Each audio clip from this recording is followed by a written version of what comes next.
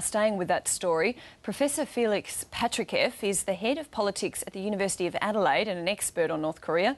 He joins us now from Sydney. Professor, we've seen some extraordinary scenes of grief from North Koreans. What have you been able to glean about the mood of the population at this point?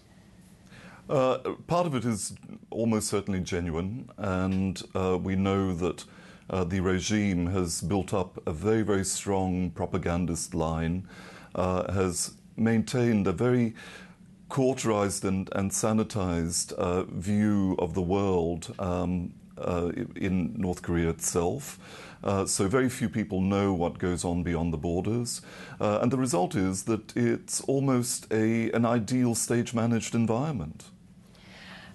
It has been very much stage managed, and particularly when it comes to the succession to Kim Jong-il. And we've seen a lot more of his faces taking part in this funeral procession. Has that given us any clues about just how this succession process is going to work?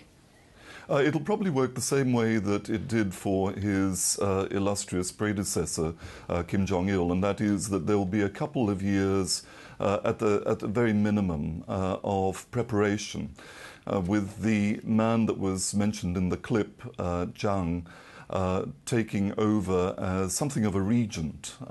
He will be behind the scenes and working on him. The interesting thing to observe is whether or not Jang actually takes North Korea in a reformist direction. We know a little about him, and that is that he was out of favor for a number of years because he was probably too market-minded and too reform-oriented.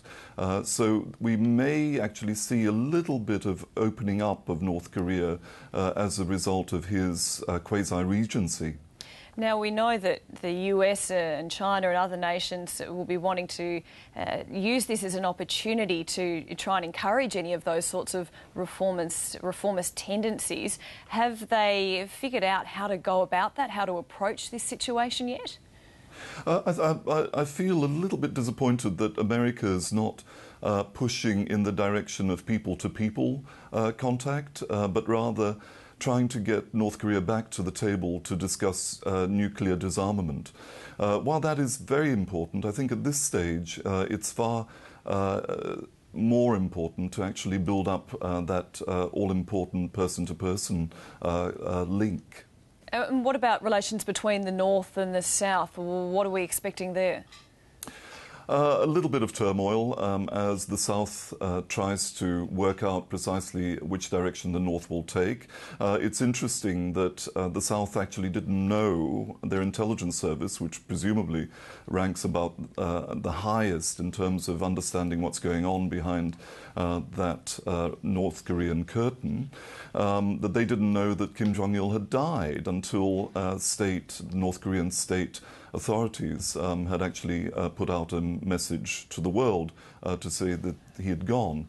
So South Korea is scrabbling and doing so at a furious pace to try to keep pace with the developments in North Korea and try to work out precisely the tack that they will be taking with the new leadership.